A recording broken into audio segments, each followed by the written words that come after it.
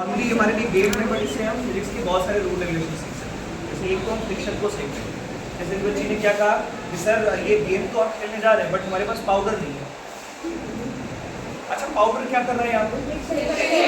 Friction को reduce कर रहा है। ये ना ये अपने दिमाग को इग्नाइट कर रहा है। जो आग अंदर है ना इसको जलाना नहीं देखना चाहिए नहीं, ठीक है? वो तभी दिखेगी जब वो फिजिक्स वाला चश्मा लगा हुआ है, सबको नहीं दिखेगी।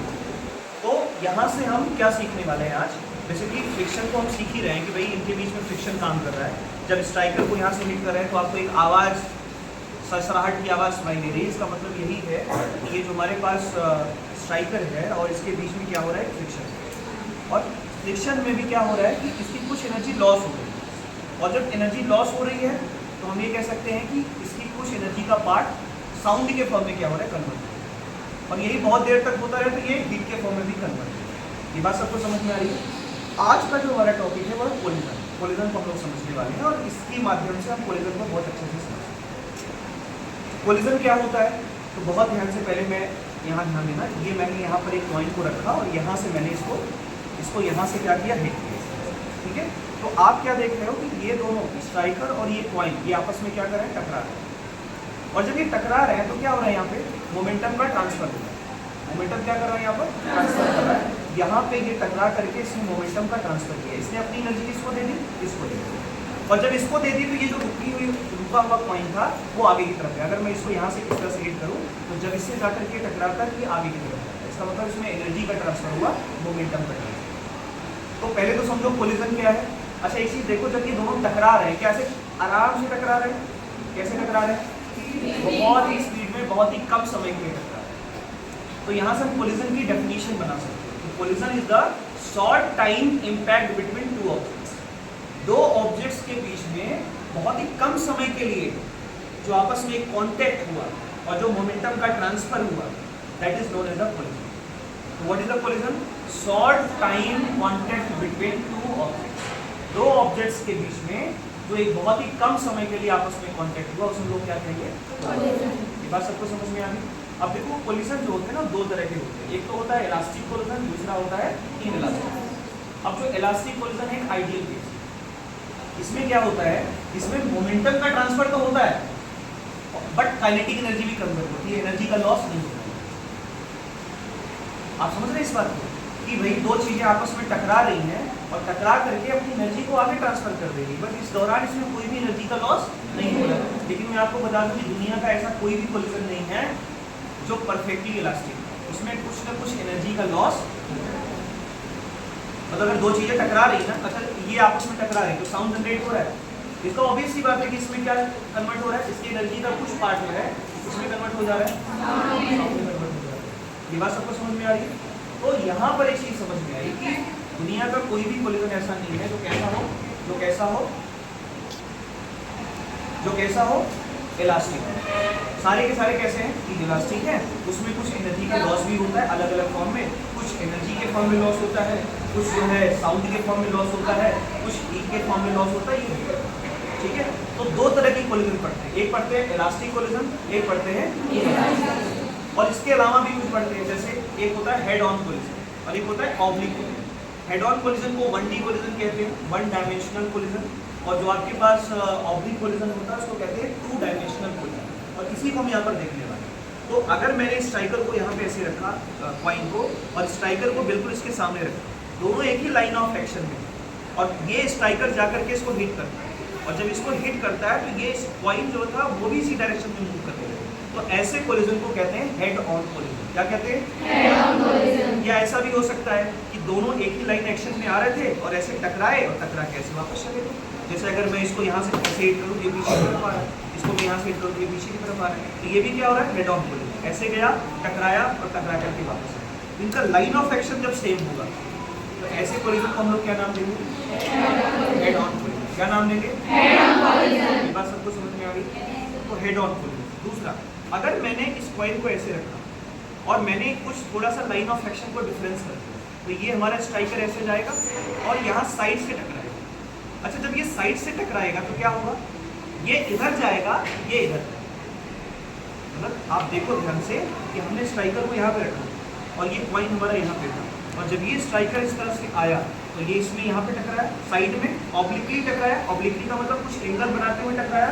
तो जब ये कुछ एंगल बनाते हुए टकराया यहाँ पे, तो क्या हुआ, ये इधर की तरफ गया और ये इधर की तरफ। तो आप देख रहे हैं दो डायरेक्शंस में जाए। तो इस तरह के कोलिजन को हम लोग कहेंगे टू डायमेंशनल कोलिजन। क्या कहेंगे? Two dimensional collision. और टू डायमेंशनल कोलिजन को ऑब्लिक कोलिजन क्या कहते हैं? Oblique collision. क्या हेड ऑन कोलिजन और ऑब्लिक कोलिजन, ये दो बातें समझ में आ गई? हेड ऑन कोलिजन समझ में आ गया, इलास्टिक कोलिजन समझ में आ गया, इनइलास्टिक कोलिजन समझ में आ गया। तो इलास्टिक कोलिजन में क्या क्या चीजें याद रखनी है? एक तो याद रखना है कि इलास्टिक कोलिजन वो कोलिजन है जिसमें मोमेंटम तो कंजर्व रहता ही है, साथ में काइनेटिक एनर्जी भी कंजर्व है, मतलब उसमें एनर्जी का कोई भी लॉस नहीं है।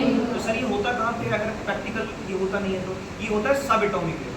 जो मॉलिक्यूल्स होते हैं ना गैस के अंदर, वो मॉलिक्यूल्स कुछ इलास्टिक कोलिजन कर रहे होते हैं, वो इस तरह से आकर के टकराते हैं और टकरा करके वापस चले जाते हैं, उसमें एनर्जी का लॉस नहीं होता। क्या ये बात समझ में आ रही है? कुछ आइडियल केस है, जैसे क्वार्टर्स एक मटेरियल होता है, वो बहुत ज़्यादा हार्ड है। तो क्वार्टर्स की अगर बॉल बना ली जाए और दोनों को आपस में टक्कर दिया जाए तो उसका भी कोलिजन लगभग कैसा होता है? इलास्टिक। परफेक्टली नहीं होता, कैसा होता है? इलास्टिक। लेकिन परफेक्टली इलास्टिक कोलिजन बहुत ही मुश्किल है, ये मॉलिक्यूलर लेवल पे कहीं कहीं पर देखने को मिलता है। ज़्यादातर कोलिजन कैसे होते हैं? इनइलास्टिक। इनइलास्टिक का मतलब मोमेंटम तो कंजर्व है लेकिन उसकी जो काइनेटिक एनर्जी है वो कंजर्व नहीं है। मतलब पहले एक सिस्टम की जो काइनेटिक एनर्जी थी और बाद में सिस्टम की जो काइनेटिक एनर्जी है उसमें कुछ डिफरेंस। तो जो डिफरेंस है वही एनर्जी किस में कन्वर्ट हो गई?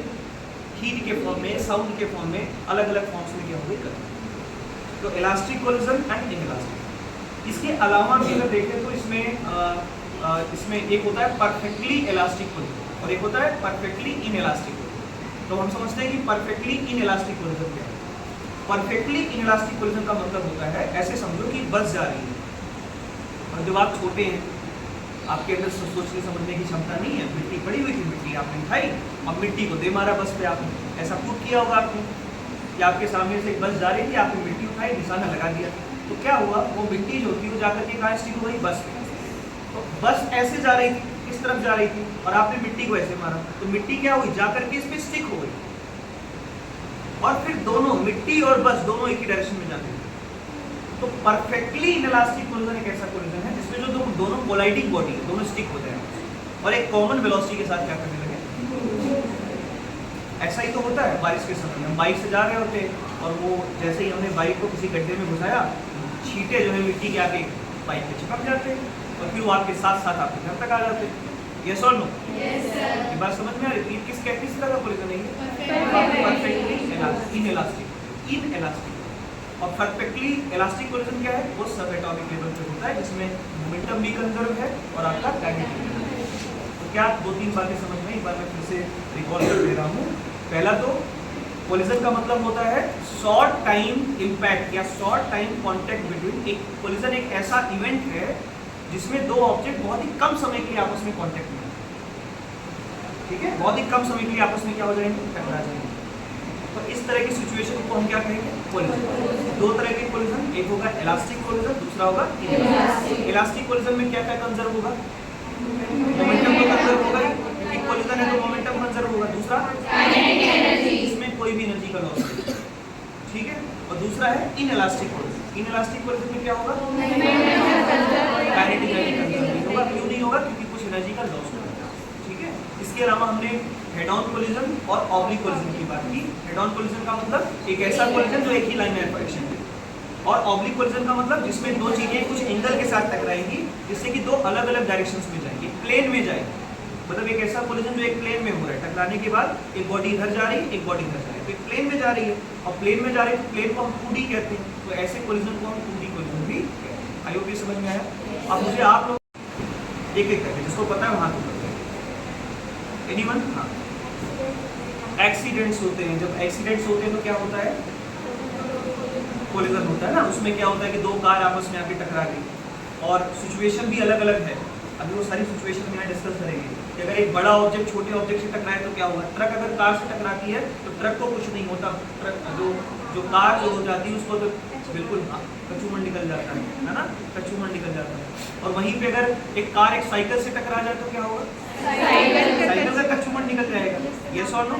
तो इसका मतलब हार्म तो हमेशा छोटे ऑब्जेक्ट को, इसलिए छोटे लोगों को बहुत भारी लोगों से टक्कर नहीं लेनी चाहिए। समझ में आ रही बात? ये फिजिक्स का लॉ है।